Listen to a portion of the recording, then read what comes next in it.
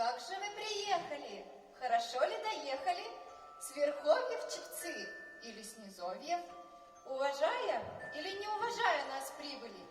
Если уважая, будете есть пить, а не уважая, не будете угощаться. Давайте, кумовья, собирайтесь, один общий напев споем.